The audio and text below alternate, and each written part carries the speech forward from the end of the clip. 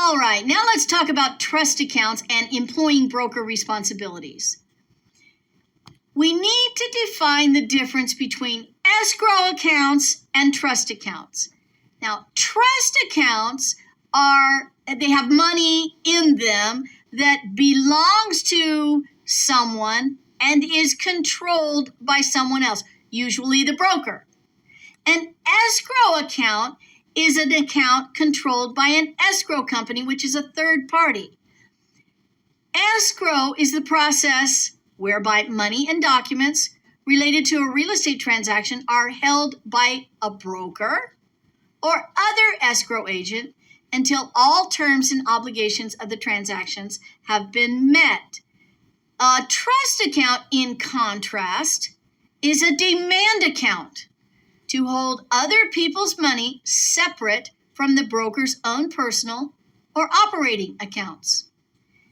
A trust account is designed to have a safe place with additional protection for funds that don't belong to the brokerage. Trust accounts are used for funds held in trust, such as earnest money deposits. Unless otherwise agreed to, earnest money is given to the listing broker as soon as possible after an offer has been accepted. And the time limit for depositing earnest money into a broker's trust account is set by state law. If an earnest money check is returned due to insufficient funds, the broker must immediately inform the seller. Other reasons for trust accounts might be a place to house rental security deposits, rental payments collected on behalf of an owner, or, of course, monies advanced by buyers or sellers to cover closing costs in a transaction. And just a reminder, the test might use the word escrow account or earnest money account and trust account all kind of interchangeably. Trust account is an earnest money account and can also be an escrow account. When it comes to trust funds, remember, the principal broker is the trustee of the trust account and is ultimately responsible for that account. But remember, a broker may not commingle or mix personal or business monies with any funds in the trust account. The only time brokers can keep their own funds in a trust account is to maintain a required minimum balance or to pay bank service fees or charges. You can't use other people's money to do that. Also, a broker may not convert trust account funds to pay for personal or company operating expenses. That's called conversion, and that's a big no-no. Conversion means using someone else's money for other than that which it is specified.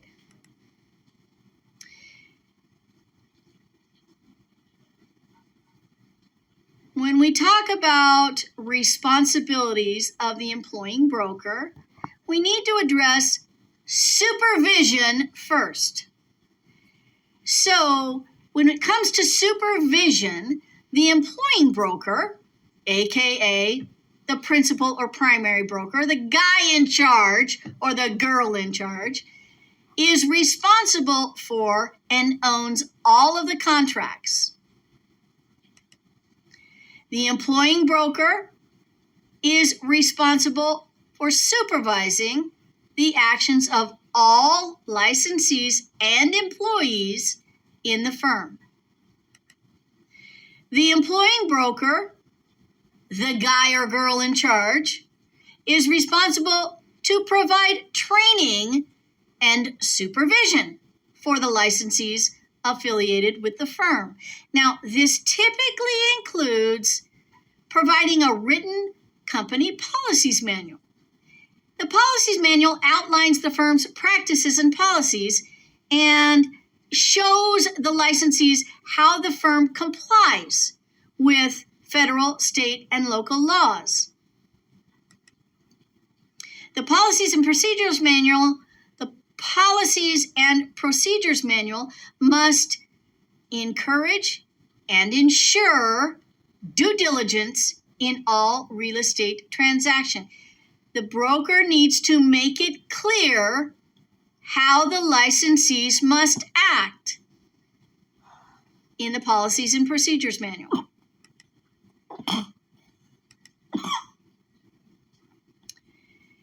Especially in larger firms, the employing broker may authorize associate brokers to act as supervising brokers. In other words, if there's too many licensees for one broker to supervise, the employing broker may designate or authorize associate brokers to act as supervising brokers in branch offices. The employing broker still retains ultimate accountability for supervision and for the actions of all licensees and employees, even in the branch offices managed by an associate broker. They just designate the associate broker to help out. Salespersons and associate brokers are employed to represent the employing broker. They all owe duties to each of the employing broker's clients equivalent to the duties owed by their employing broker. So if the employing broker owes a duty to a client, all of the salespersons in that brokerage owe the same duty to that client. Now, with every salesperson and associate broker affiliated with a firm, there has to be an employment agreement between the employing broker and that affiliate. So that employment agreement defines the nature and obligations and responsibilities of each party in the relationship. So it defines the responsibilities of both the licensee and it defines the responsibilities of the brokerage as well. There has to be an employment agreement for every affiliated licensee. Now, real estate licensees working for a brokerage or working under the auspices of a brokerage can be either employees or independent contractors. If they are considered an employee, the employing broker must withhold Social Security taxes, as well as state and federal income and unemployment taxes. So, to be considered an employee, the employing broker must withhold taxes. Now, a broker is permitted to offer benefits to employees, but it's not required to offer benefits to employees. An independent contractor, on the other hand, must have a written and signed agreement with the employing broker stating that they may set their own work hours and will pay their own taxes. That's the difference between an independent contractor and an employee. With an independent contractor, the broker does not exercise the same degree of control that the broker would with an employee. Independent contractors receive no benefits from their employing broker. Let's switch gears a little bit and remind you of some concepts with regard to fraud and misrepresentation. Employing brokers must discourage any and all fraud or misrepresentation. That's a given. Fraud is an intentional or negligent misrepresentation form of deceit, which is relied upon by another party. So fraud is deceit, intentional or negligent deceit. Examples of fraud would be making false statements or intentionally concealing material facts.